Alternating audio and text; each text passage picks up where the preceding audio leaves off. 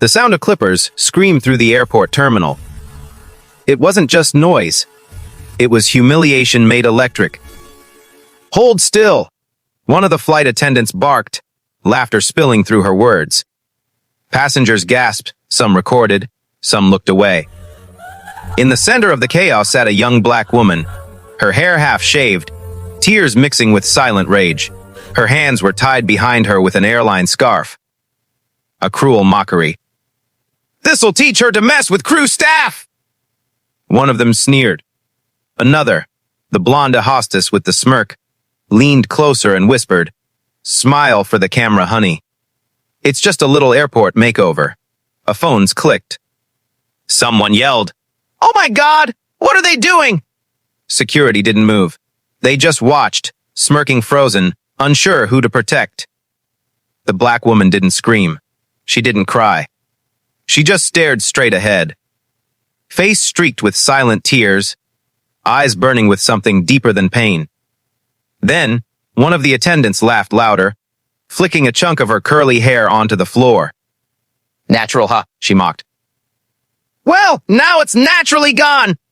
The terminal erupted, half laughing, half horrified. Phones everywhere. A kid whispered to his mom, "Why are they hurting her?" The mother pulled him close. "Don't look. Baby." A man in a suit finally shouted, "Hey, that's enough! What the hell are you doing?" The blonde hostess turned, snapping, "Sir, mind your business." "She assaulted crew staff! She's bleeding!" The man yelled back, "You can't just..."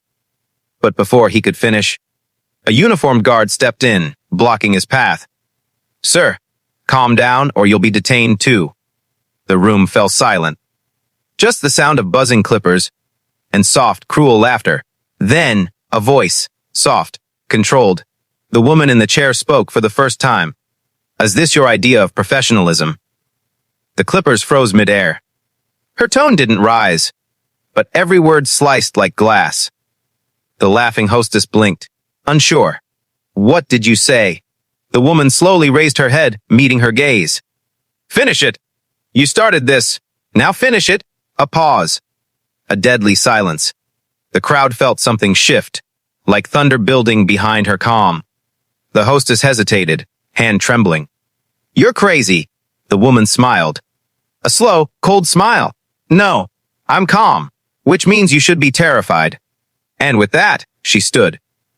The scarf slipped loose from her wrists. She had freed herself. Gasps rippled through the crowd. A guard stepped forward, but she didn't flinch. Instead, she turned, facing the cameras. "You think this is a joke," she said, voice echoing through the terminal. "You think it's entertainment to strip a woman of her dignity." The blonde hostess stepped back. "You assaulted my crew."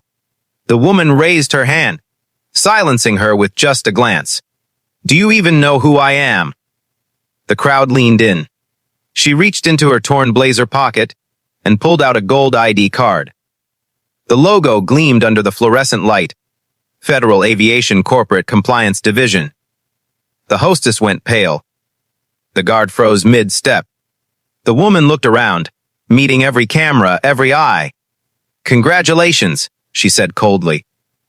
"You just violated federal ethics, recorded live, in front of hundreds of witnesses." The man with the phone whispered, "Oh my God, she's a government CEO." Security backed off. The hostess stumbled, dropping the clippers. Hair, laughter, and silence hung heavy in the air. The woman, calm, regal even with half her head shaved, stepped over the fallen strands. Her voice lowered, sharp enough to cut through the tension. "Get your supervisor," she said. "Right now?" The blonde stammered. "Mom, I didn't.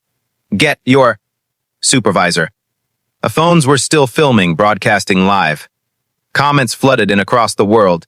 "Tra, this is ANSANE. They assaulted a federal officer." "She's the CEO!" That blonde girl's Duani.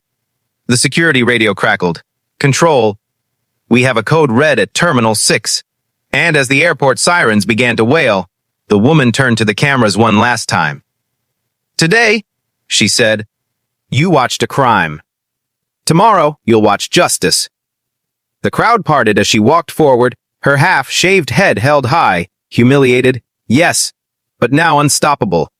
And behind her, the trembling attendants realized they hadn't shaved a victim. They'd just awakened a storm. The terminal was shaking with noise now. Phones everywhere. People shouting, "Call the news!" Someone yelled, "She's the CEO!" They assaulted her. Another screamed. But the airport cops didn't hesitate. "Not yet!" They pushed through the crowd, voices booming. "Everyone step back! Step back now!" The woman, still standing tall with half her head shaved, didn't move. The lead officer, tall with mirrored glasses, pointed directly at her. "Mom, we've been told you caused a disturbance and assaulted staff. You're coming with us." She didn't flinch. "Who told you that?" The blonde hostess pointed shakily from behind him. "Shit! She got violent! She attacked me!" Lies rolled off her tongue like rehearsed poison. The officer nodded. "Turn around, ma'am." The phone zoomed in. Hundreds of them. The CEO's eyes stayed locked on the camera lenses, not the cops. "If you put your hands on me," she said evenly, "you'll be on every screen in America by morning." The officer scoffed. "Ma'am, this isn't a threat." "It's not," she interrupted. "It's a guarantee." A gasp rippled through the crowd. The officer reached for her arm anyway. And that was the moment everything exploded. "Don't touch her!" A man shouted from the side. The same passenger who'd defended her earlier. He lunged forward, but another cop tackled him instantly. The crowd screamed, phones shaking. The officers started pushing people back with their batons, shouting, "Move! Back up now!" The CEO's calm broke, but not with fear. "With fire?" "Noof!" she shouted. Her voice boomed across the terminal, commanding, clear, powerful. Everyone froze. Even the cops paused mid-motion. She turned slowly, facing the cameras again. "You all saw it," she said. "They mocked me. They humiliated me. They cut my hair. And now they're calling me violent." One of the cops muttered, "Turn around, madam. Or I'll—" "You'll what?" she said sharply. "Arrest the person your own staff assaulted." In front of thousands of witnesses. A passenger yelled, "We have it on video!" Another shouted, "She didn't do anything wrong." The crowd began chanting now, "Justice! Justice! Justice!" The cops looked at each other, hesitating. The lead officer's radio crackled to, "Be advised, the suspect may be a federal official." He froze. "What?" The woman reached into her blazer again. This time holding up her gold ID for everyone to see.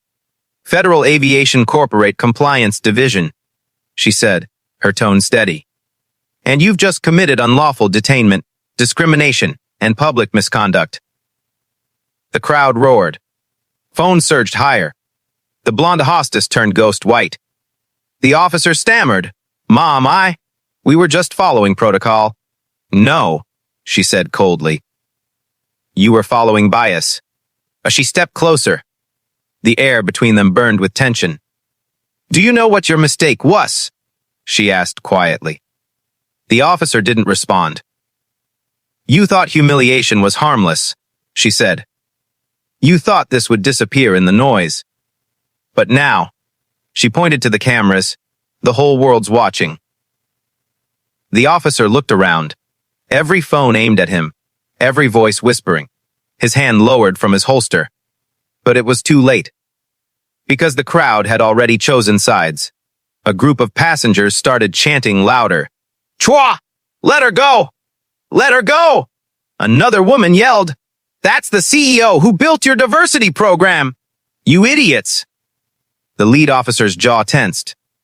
"Ma'am, please come with us for questioning."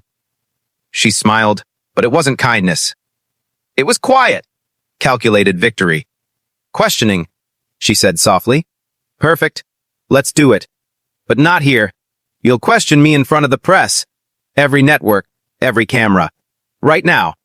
The officer blinked. "Mom!" "What?" "But it was already too late." A reporter had arrived. Microphone raised. Mom, can you confirm your identity? Is it true you're the CEO of the FAA Compliance Division? The woman nodded slowly. Yes, she said, voice calm again. And yes, I was assaulted by airline employees in front of law enforcement who did nothing. The reporter's jaw dropped. Did you just say, assaulted by staff? On record, she said firmly. By your airline's crew. On duty. With witnesses and footage. The blonde hostess screamed. That's not true. But her own laughter from earlier was already playing on someone's phone. Broadcasted on live streams around the world, the crowd turned against her instantly, booing, shouting. You laughed while cutting her hair! You're done! Security rushed to separate the attendants as chaos consumed the hall. The reporter held the mic closer. Ma'am, what happens next? The CEO turned, her half-shaved head glinting under white terminal lights. What happens next? She said quietly. Accountability. A camera zoomed in, perfectly framed, perfectly lit. Their careers are over, she continued. And by tomorrow morning, this airline will be too. Her words echoed like thunder. The officer swallowed hard, lowering his gaze. And as the clippers still lay on the floor, forgotten, lifeless, the sound of sirens began again. This time not for her, but for those who tried to destroy her. The terminal was no longer mocking. It was trembling. And the storm she'd promised was just beginning to form. The airport was a storm now. Phones up, voices shouting. She's the CEO, someone screamed, but no one moved to help. Not yet. The black CEO stood, hair uneven, humiliation dripping down her face like cold water. But her eyes, they were on fire. You think this is funny? She said, voice trembling between pain and fury. You think you can touch me, mock me, strip my dignity, because I'm who? The head flight attendant smirked, still holding the electric razor. Relax, it's a joke. Don't make it worse for yourself. The CEO took one step closer. The crowd fell silent. Worse, she whispered. You just made the biggest mistake of your life. Before anyone could blink, security rushed forward. But not to protect her, to restrain her. Two officers grabbed her arms, pulling her backward. The audience gasped. She attacked staff! Someone shouted. Lies spread like wildfire. The CEO didn't resist. She looked straight into the nearest camera. Keep recording, she said, voice shaking with authority. Record everything. The air felt electric. The officers froze for a split second. Something in her tone, her command, made them hesitate. She turned toward the lead attendant and said calmly, You just shaved the head of your compliance director. You'll wish you knew who signed your paycheck. The woman's smirk vanished. You're lying. The CEO tilted her head. Am I? In that instant, a tall man in a dark suit entered the gate area, her assistant carrying an ID badge that gleamed under the lights. He shouted, That's Ms. Jordan, CEO of Apex Systems. She owns your airline's compliance contract. Gasps erupted. One officer stepped back. Another looked panicked. The CEO straightened her blazer, still trembling but unbroken. Now, she said softly, escort them off my property. The security team froze. Everyone looked at everyone else. The silence was deafening. Then, screams. The head attendant tried to run, knocking over a tray cart. A bottle smashed. Papers flew.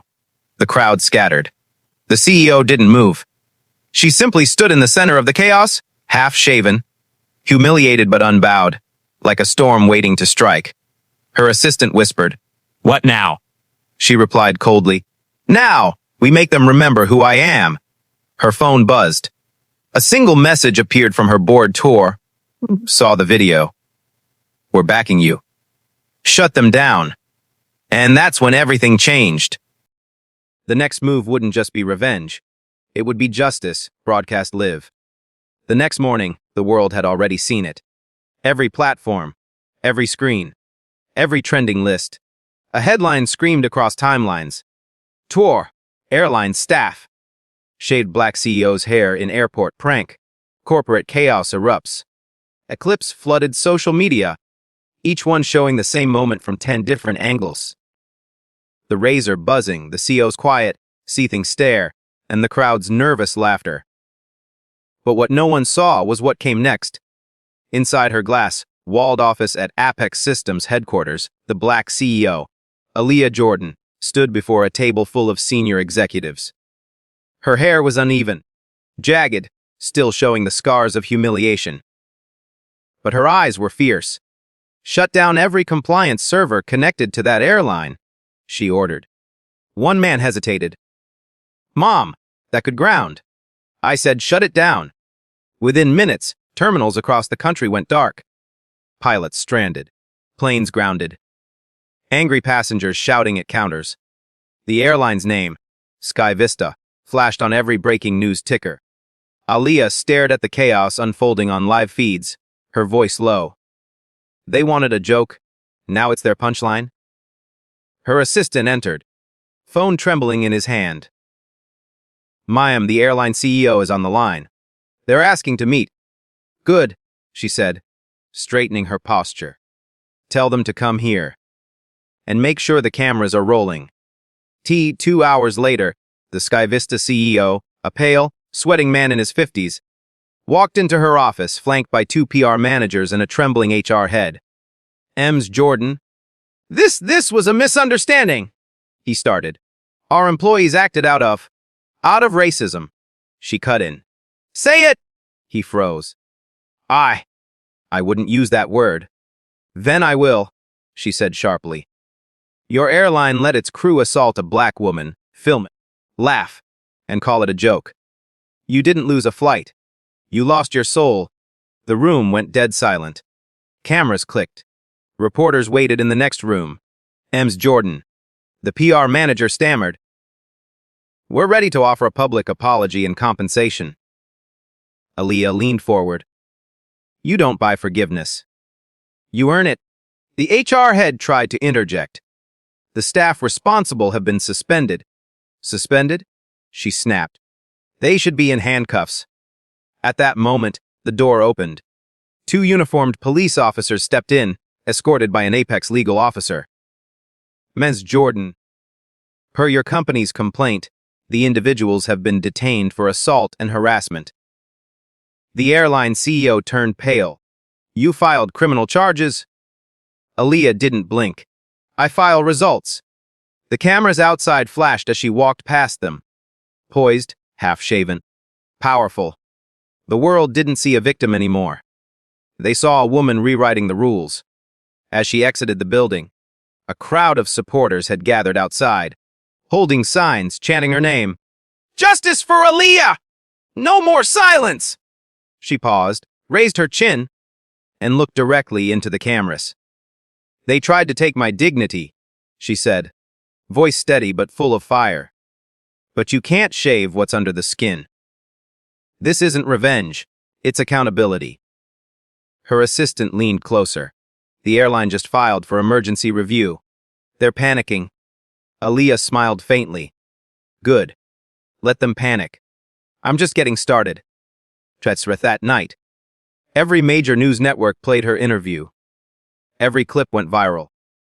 The airline's stock collapsed by sunrise. But deep inside her office, she wasn't celebrating. She was planning the next strike, the one that would make history. Because this wasn't about one haircut. It was about every woman who'd been mocked. Every black professional who'd been disrespected.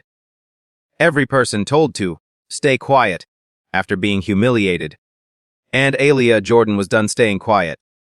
By dawn, her name was everywhere. Aaliyah Jordan, the CEO who grounded an airline. Millions called her a hero. But in the high towers of Sky Vista's headquarters, the boardroom had turned into a war room. The airline's executives were furious, desperate, and terrified. The CEO slammed his fist on the table. "She humiliated us in public. Shut her down. Any way you can." The PR director nodded, whispering to a man in a sleek suit. "We'll leak her record. Twist her past. Make people question her. Within hours, headlines started spreading, manufactured, venomous lies. Troy. Sources claim CEO fabricated credentials. Was Alia's company hacked before the shutdown? Leaked footage shows Alia provoking staff. Social media turned into a battlefield. Half the world defended her. The other half was fed poison. Inside her office, Alia watched the chaos unfold on multiple screens.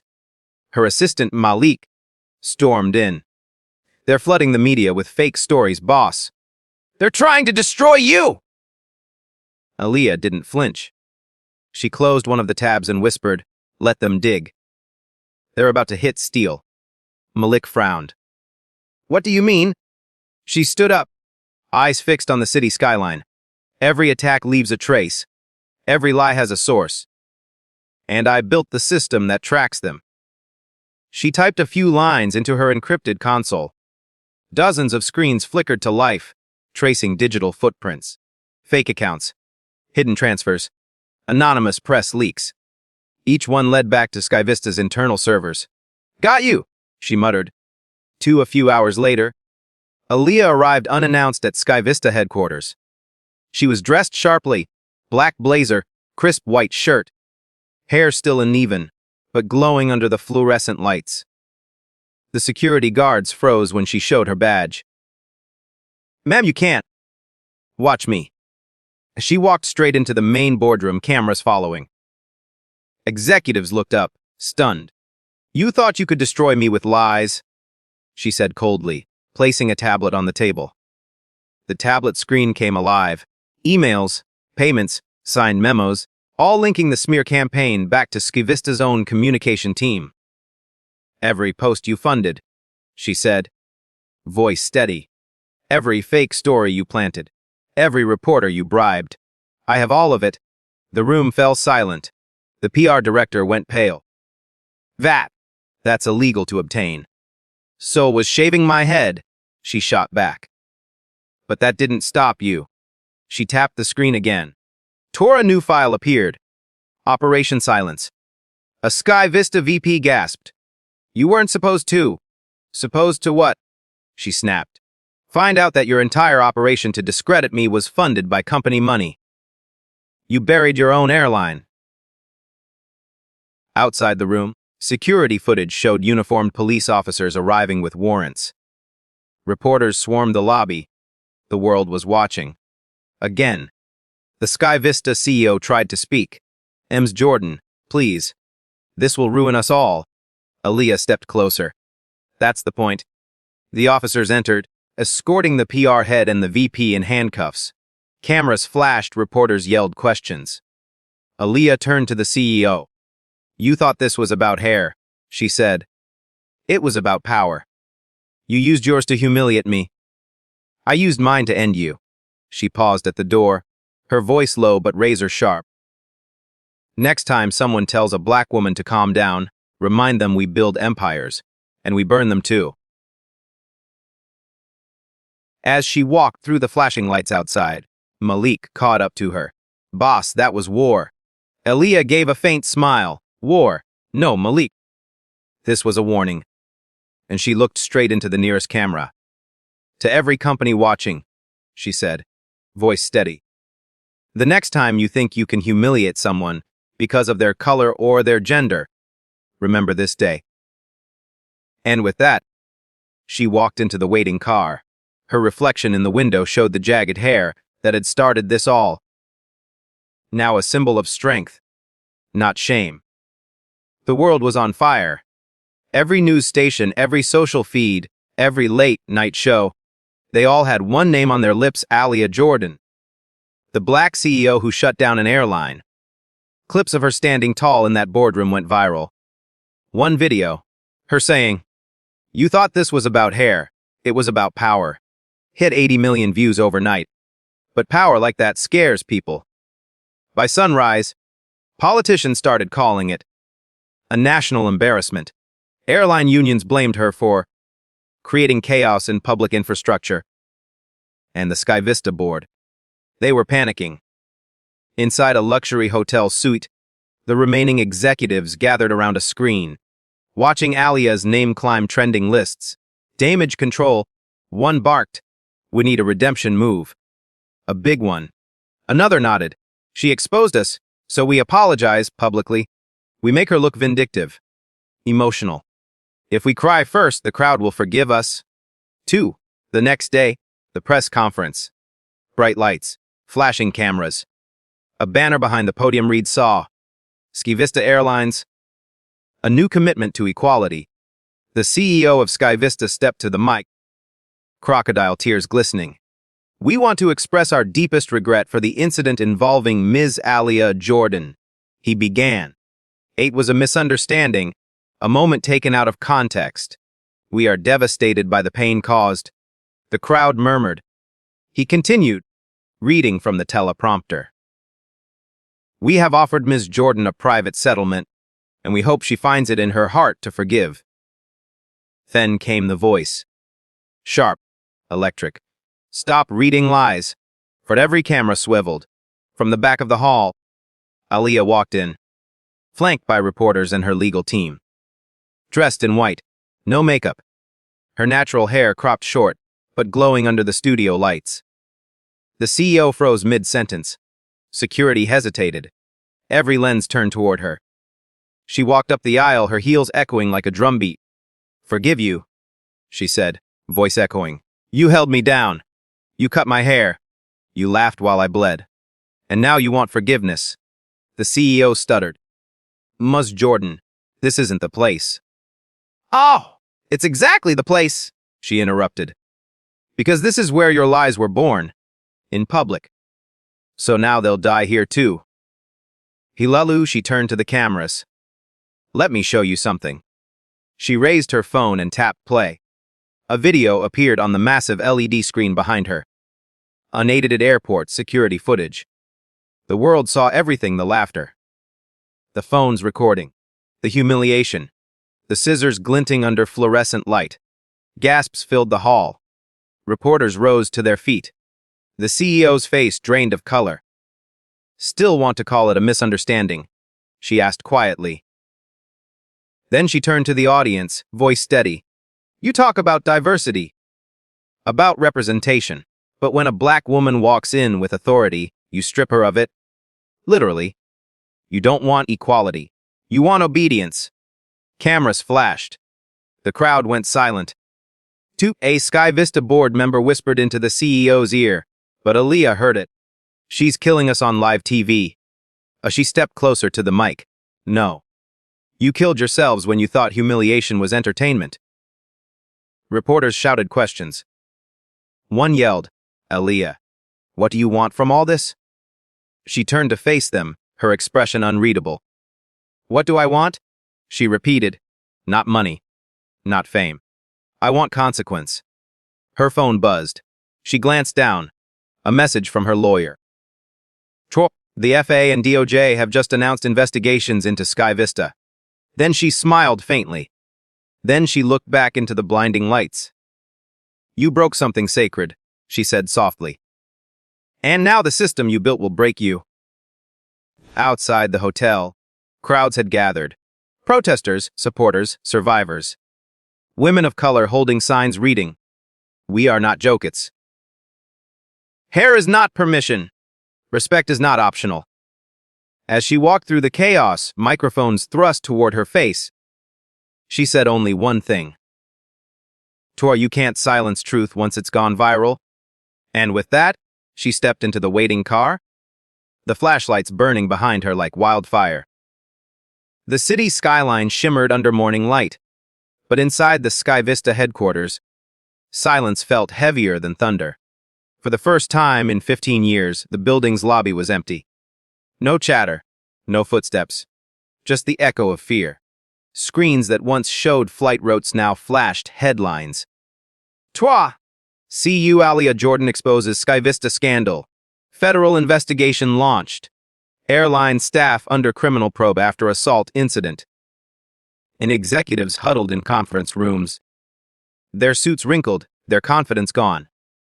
Some were deleting emails, others whispering legal strategies. But the truth was already out, spreading like jet fuel across the internet. Downstairs, 2 federal agents entered the lobby. Their badges gleamed under the fluorescent light. FAA compliance check, one said coldly. The receptionist didn't move. She'd already seen the footage. She simply pointed toward the elevator. They're on the 12th floor, she whispered. 2. Meanwhile, in her downtown office, Aaliyah stood by the window overlooking the city. She wasn't smiling. She wasn't celebrating. She was thinking, because she knew this wasn't victory. This was the beginning of the real war. Her assistant rushed in. Aaliyah, you're trending again. CNN, BBC, The Times, everyone's calling you the face of corporate justice. Aaliyah didn't turn around. Justice, she murmured. No. Justice would have stopped them before they touched me. This is exposure. Her phone rang. Unknown number, she answered. This is Jordan. A man's voice. Low, calm. M's Jordan. This is Special Agent Rhodes, Department of Justice. We're taking your testimony next week, but I need to warn you. Someone inside your company is leaking files. Big ones. She frowned. Files on what? Not what. Who? He paused. On you. That same moment, at Sky Vista HQ, the boardroom was chaos. The chief legal officer slammed his hands on the table. She has video evidence. Press momentum and public sympathy! We're done unless someone stops her! One executive muttered, we could settle. Pay her off. Settle. The CEO hissed. Would be admitting guilt. A woman in the corner, head of PR, spoke quietly, almost trembling. She's not after money. She's after dismantling everything we built. The CEO's phone buzzed. A message. Chua. Wookins silence her. Just say the word. He stared at the screen, pulse quickening. Who sent this? No name. Just an encrypted number. 2 that night. Aaliyah returned home, exhaustion painting her face. But when she opened the door, she froze. Her apartment was dark, except for one glowing light on the kitchen counter. Her laptop open, and on the screen, a video file playing automatically. She stepped closer. The footage showed her in the airport, before the assault, talking on her phone, unaware of the hidden camera. She frowned.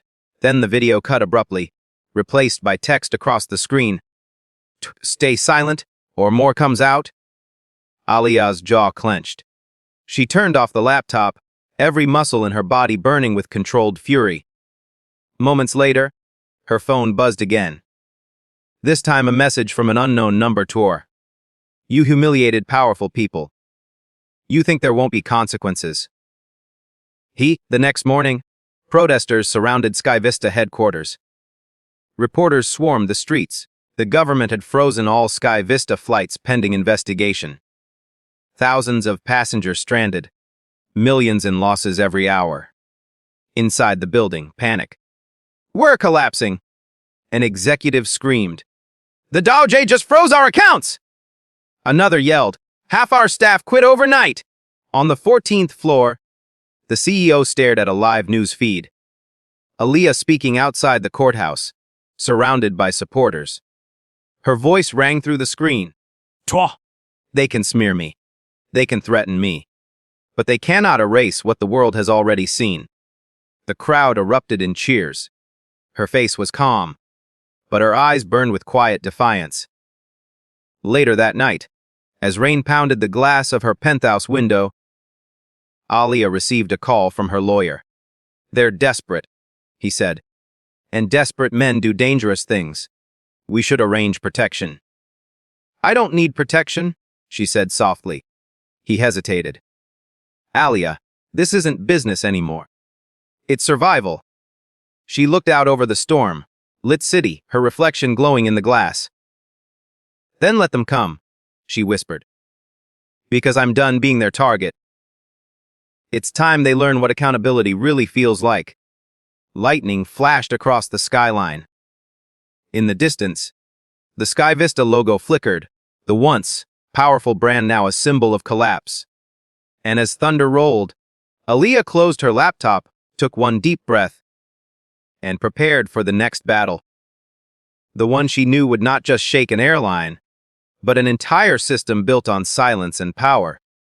The terminal had fallen into an eerie silence, the kind that only comes after chaos. The air still smelled like fear, hairspray, sweat, and coffee. Shattered phone screens blinked faintly on the floor, and the crowd stood frozen, processing what they had just witnessed. The black CEO sat on the bench near Gate 12, her once perfect hair uneven and raw from the assault. Security officers surrounded her, whispering into radios, unsure whether to treat her as a victim or a threat.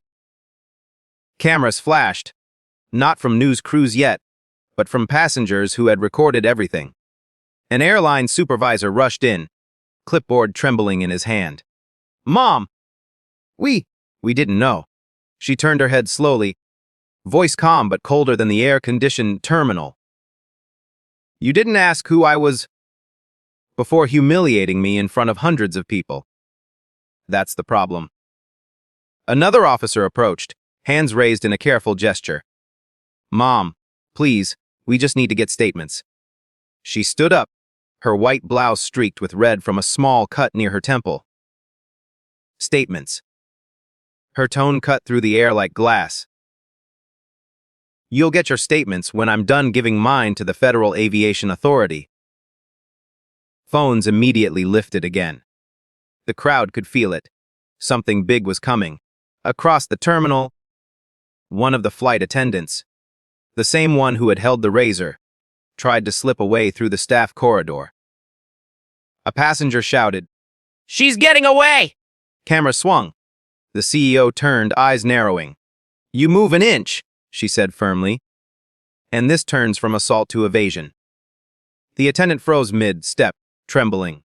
Two federal agents in dark suits entered through the security gate. Tall, silent, their badges gleaming. The senior one surveyed the scene. "What's going on here?" One officer whispered something, then pointed toward the CEO. The agent's eyes widened slightly. Recognition, respect, fear.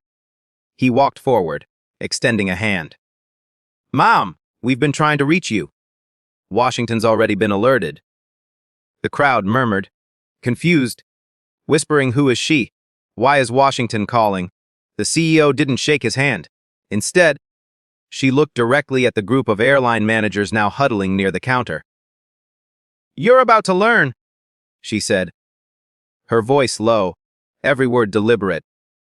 "What happens when you humiliate someone who writes your compliance policies?" Gasps rippled through the crowd. One passenger shouted, "She's the one who designed the system." Another added, "She's the CEO of Sky Global Tech." The terminal erupted again, but this time not with violence, with revelation. The federal agents exchanged looks. The younger one spoke quietly into his radio, confirming identity. Black CEO, Sky Global Technologies. Victim not suspect. The senior agent nodded. "Clear the area. Escort her to private quarters. And get her medical attention now." As they began to move her through the aisle, phones followed, recording her every step. The humiliated woman, now walking like a queen through the wreckage of their ignorance. The same passengers who had mocked her earlier now lowered their eyes. Some even apologized under their breath.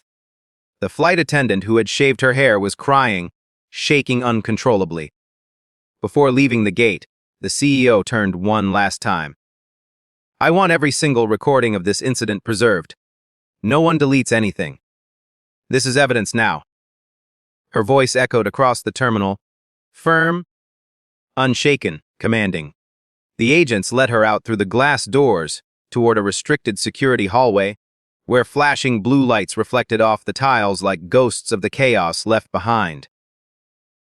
The whispers started again. "She's not done. She's going to destroy them. She should." The CEO didn't look back, because she knew this wasn't the end. This was only the beginning of accountability. The private terminal office was silent, too silent. A thin hum from the air conditioner filled the room as two federal agents stood guard near the door. Behind the glass wall, the black CEO sat at a polished steel table, bandaged at the temple, her reflection fractured by the light. Her eyes, steady, unblinking, burned with restrained fury. Across from her sat Agent Harris, the senior investigator, flipping through a folder thick with printed reports. He cleared his throat. "Ma'am, I've reviewed the footage and testimonies. This isn't just misconduct. What happened out there?" He hesitated. "It's systemic." She leaned forward, voice sharp. "Systemic. That's a comfortable word for corporate rot. Say what you mean, Agent. It's racism.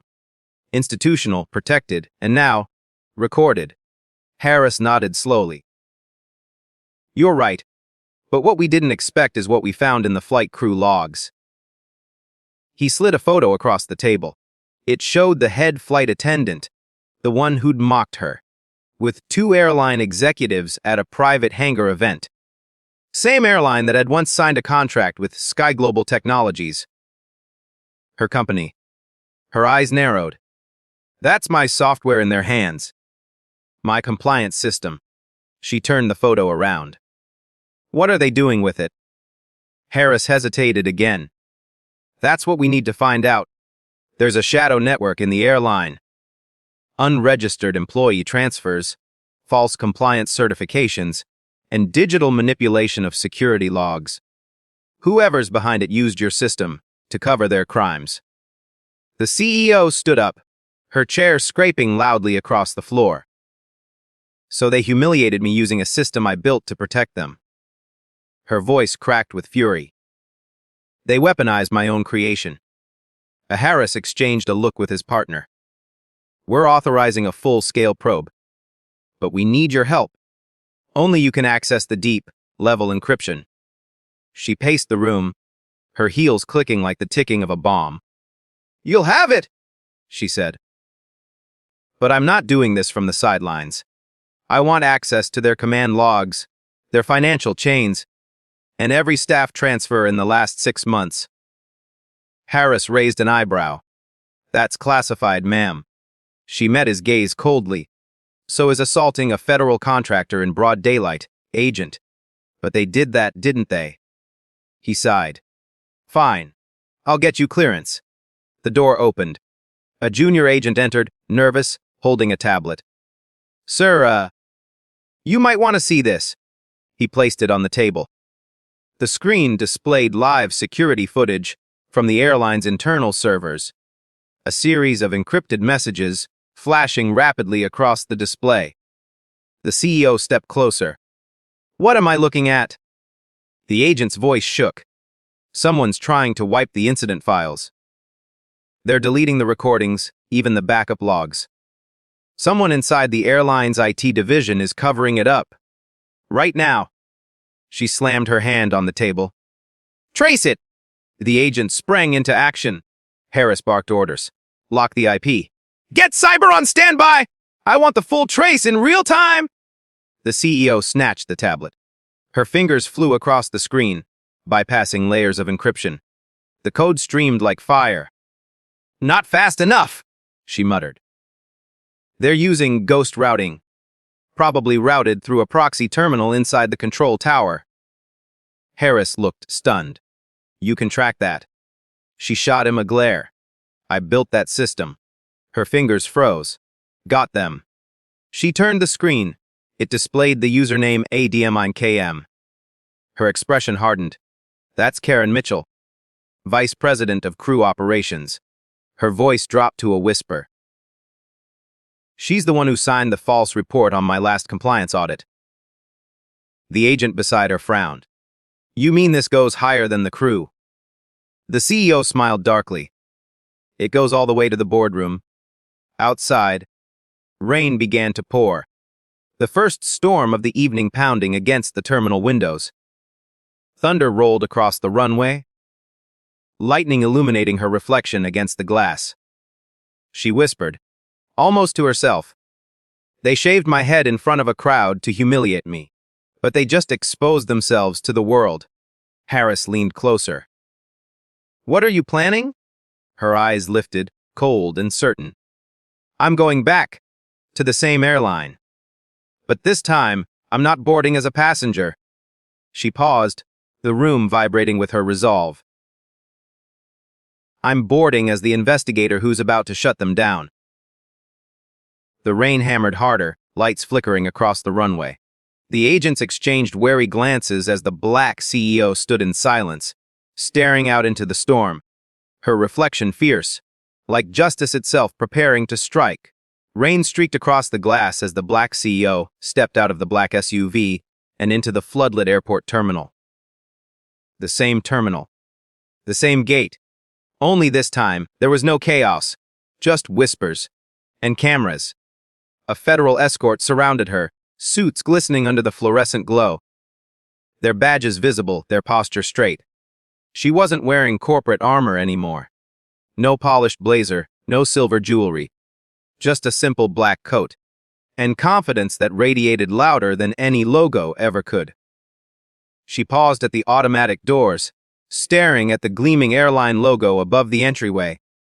The same brand that had humiliated her. The same hallways where laughter had echoed as scissors sliced through her hair. Now, those walls would echo with truth. As she walked inside, employees froze mid-conversation. Security guards lowered their radios. Even passengers noticed. Phones lifted again. But this time, the narrative had changed. This wasn't scandal. It was accountability walking through the door. Mom, can I help? A receptionist began nervously. The CEO stopped her with a look. Calm but commanding. You can stay silent or you can stay employed. Choose one. The woman froze, eyes wide. The guards behind the CEO moved past her, scanning badges and hallways as they approached the operations office.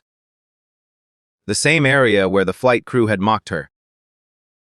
Behind the glass walls, the airline staff was gathered, whispering in panic. Among them, Karen Mitchell, Vice President of Crew Operations. Perfect hair, flawless suit, fake calm. Karen looked up from her desk and smiled tightly. Well, this is unexpected. The CEO stepped forward, her reflection aligning with Karen's in the glass. Unexpected, she said. Try inevitable. The doors opened. The federal agents entered first, flashing warrants. Karen's smile flickered. This is a federal search, one agent announced. Step away from all terminals and do not touch any digital equipment. Karen rose from her seat, tone dripping with corporate composure. There must be some misunderstanding. We've already cooperated with. Stop. The CEO's voice sliced through the room like a blade. Her tone wasn't loud. It was absolute. Karen blinked, taken aback. Excuse me, you cooperated? The CEO said slowly, by deleting files, forging incident reports, and instructing your crew to lie on record. That's not cooperation, Karen. That's obstruction. Murmurs rippled across the office. One employee whispered, She knows everything. Another quietly shut down her terminal, shaking.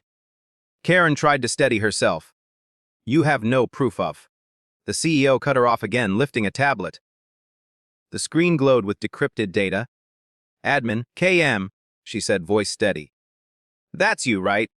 I traced your credentials through 3 firewalls. Every deleted video, every falsified log, all routed through your access. Karen's fake calm evaporated. You hacked into our servers, she snapped. I accessed my own system, the CEO replied coldly. The one I built. The one you weaponized. Karen's face drained of color. The agents began seizing equipment, pulling drives from servers, taking photographs of documents. The CEO turned to her. Do you remember the day you laughed? When your crew called my natural hair unprofessional. When you stood there and watched them strip away dignity for entertainment. Karen tried to speak, but the CEO didn't let her. Today, she continued, you'll learn what professionalism really looks like. The federal agents handed her a folder. The official shutdown authorization. She didn't even look at it. Instead, she looked straight at Karen. This airline is under federal review, she said, each word like a verdict. Your operating license is suspended pending investigation into racial misconduct, falsified compliance records, and digital fraud. Effective immediately. A gasp filled the room. Someone whispered, "She's shutting us down." Another dropped a headset stunned. Karen lunged forward, desperation cracking through her voice. "You can't do this! This will ruin thousands of employees!" The CEO's gaze didn't waver. "No. You did that when you chose humiliation over humanity. When you forgot that every system, every policy, every uniform exists to protect people, not to destroy them." For a moment, silence ruled. Even the air felt heavier. Karen tried to regain control, trembling. "You don't have that kind of authority." The CEO reached into her coat and pulled out an official document. The seal gleamed gold under the overhead lights. Her voice softened, but her eyes blazed. "You forgot one thing, Karen," she said, stepping closer. "You didn't just mock a passenger. You assaulted the federal contractor who built your compliance software. That makes this not a scandal." She leaned closer. "But a federal offense." Karen stumbled back, her mouth dry, the weight of realization hitting her all at once. Agents began reading rights, cataloging evidence, snapping photographs. Phones outside the glass caught every moment. The story was spreading. Again. Only this time it wasn't humiliation. It was justice on camera. The CEO turned to the stunned employees. "Those of you who stood by silently that day, you're witnesses now. But remember, silence is a choice. And every choice defines who you are." An older attendant stepped forward, eyes teary. "Ma'am, I'm sorry. I didn't stop them." The CEO paused. "Then start now. Speak up. Make it mean something." She turned to leave, rain hammering outside, her reflection framed by the flashing blue lights of federal vehicles waiting on the tarmac. Reporters were already gathering near the glass doors, shouting questions, microphones raised high. One shouted, "Ma'am!" "What message do you have for the airline industry tonight?" The CEO stopped at the door, glancing over her shoulder. Her voice carried across the entire terminal, cold, steady, unshakable. "Respect is not optional, not in the air, not on the ground, and not anymore." The flashes lit up like lightning, the storm raging beyond the runway as she walked away. The same woman they once humiliated, now walking as the force that grounded their empire. Justice had finally taken flight. The entire airport was chaos, the sound of jet engines mixed with shouting passengers and flashing lights. Police officers lined up outside the terminal doors. Inside, cameras were rolling. Reporters had flooded the scene. The story had gone viral within hours. But in the middle of all that noise stood the black CEO. Calm, collected, and terrifyingly composed. Her freshly shaved head gleamed under the fluorescent lights, a mark of humiliation turned into a crown of defiance. She took a slow breath, adjusting the badge clipped to her suit. Federal Compliance Director. Not just any CEO. She was the woman who had built the system that licensed airlines to operate in the country. The same system the airline had been breaking for years. She walked straight toward the airline's regional manager, who stood trembling near the ticket counter. "Do you remember me?" she asked softly. He swallowed. "Ma'am, we didn't know who you were." "Exactly," she interrupted, her voice sharp as steel. "You didn't know who I was. You didn't even care who I was. All you saw was skin." She took one step closer. "Now, you'll see what happens when that skin belongs to someone powerful." Behind her, the officers escorted the cabin crew out of the terminal. Handcuffed, heads down. The head flight attendant who had laughed the loudest was crying now, mascara streaking down her face. The CEO didn't flinch. She simply turned toward the crowd of journalists and spoke into the microphones pushed toward her face. "They said my natural hair was unprofessional," she said, her voice steady. "They said I didn't belong in first class. Well, I built the system that lets them fly at all." Gasps rippled through the crowd. She continued, From this moment forward, every airline under federal review will undergo a full ethics audit. Any employee found guilty of racial misconduct will be permanently banned from aviation service.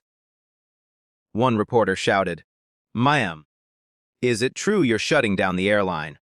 She looked straight into the camera. "No," she said. "The law is." A murmur spread across the terminal. The crowd erupted. Applause, cheers, disbelief. And then, as she turned to leave, the loudspeaker crackled.